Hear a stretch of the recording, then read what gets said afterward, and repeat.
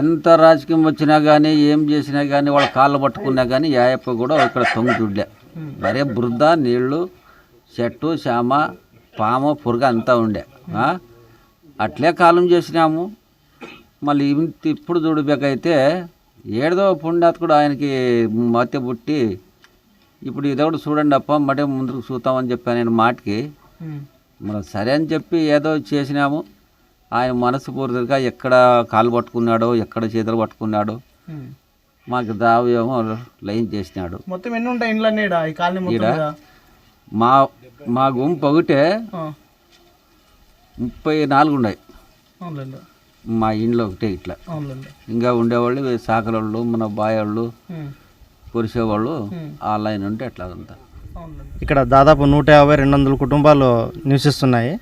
వీళ్ళందరికీ మనకి ఎన్నికల హామీలో భాగంగా సిమెంట్ రోడ్లు వేయిస్తామని చెప్పినాము. ప్రభుత్వం వచ్చిన 6 నెలల్లోనే మనం రోడ్లు వేయడం అనేది చాలా గొప్ప విషయము. ఈ అవకాశం ఇచ్చిన మనకి గ్రామ పెద్దలైతేనేమి, మండల నాయకులైతేనేమి, మన ఎమ్మెల్యే కాలువ శ్రీనివాసులు గారు అయితేనేమి, తర్వాత ముఖ్యమంత్రి చంద్రబాబు నాయుడు గారు, కొనిదెల పవన్ కళ్యాణ్ గారు, ఉప ముఖ్యమంత్రి గారికి అందరికీ నా నమస్కారాలు. థ్యాంక్స్.